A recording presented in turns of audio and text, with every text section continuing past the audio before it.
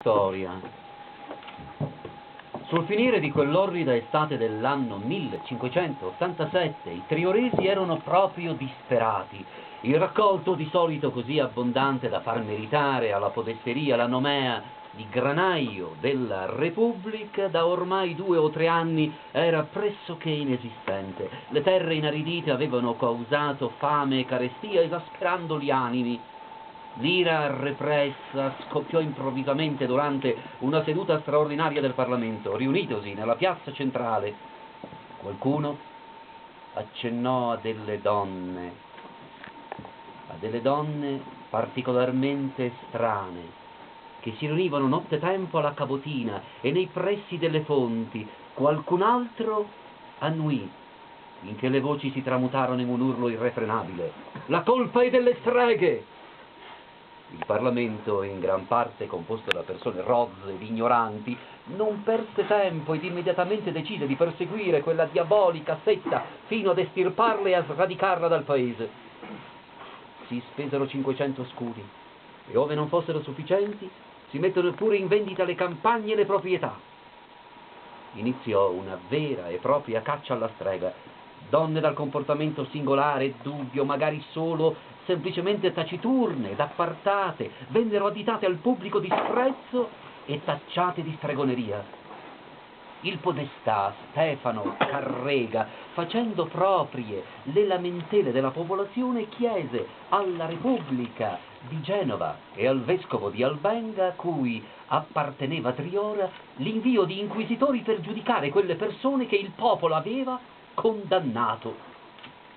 Non erano passati che pochi giorni quando giungevano nel borgo il vicario dell'inquisitore di Genova e quello del vescovo di Albenga, Girolamo del Pozzo. Fu quest'ultimo a dare durante la Santa Messa un saggio della propria abilità oratoria, esecrando l'operato delle streghe, descrivendo minuziosamente le malefatte di cui fossero capaci, dal divorare i bambini appena nati al succhiarne il sangue, dall'inaridire le mammelle delle mucche allo scatenare le tempeste, dall'accoppiarsi con il diavolo all'esibirsi in frenetici sabba, dall'abilità di entrare nel corpo delle persone al provocare appunto le carestie e la fame.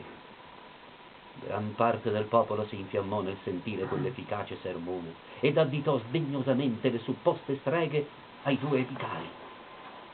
Requisite alcune case della parte alta del borgo, dotate di robuste inferriate come quella del Meggia nella zona del Risetto, vi imprigionarono una ventina di sciagurate donne, dando inizio ad un processo sommario che si concluse con la dichiarazione di colpevolezza per 13 donne, 4 ragazze ed un fanciullo.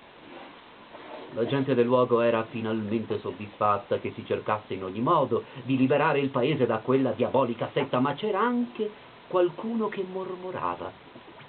Le donne, dopo lunghe ore di tortura, non solo confessavano orrendi delitti, ma denunciavano anche le loro complici, che in breve raggiunsero il ragguardevole numero di 30 o giù di lì, appartenenti ad ogni ceto sociale e ad ogni condizione.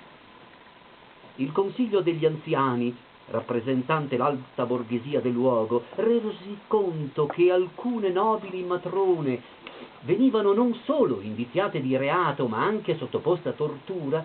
Credette bene di elevare una fiera protesta contro l'operato di 2 vicari. Nel frattempo, ad aggravare la già tragica situazione, una delle streghe arrestate fra le prime, l'ultra sessantenne Isotta Stella, non resse alle continue torture inflittele, mentre un'altra donna si gettò dalla finestra della stanza in cui era rinchiusa, morendo a seguito delle gravi ferite riportate.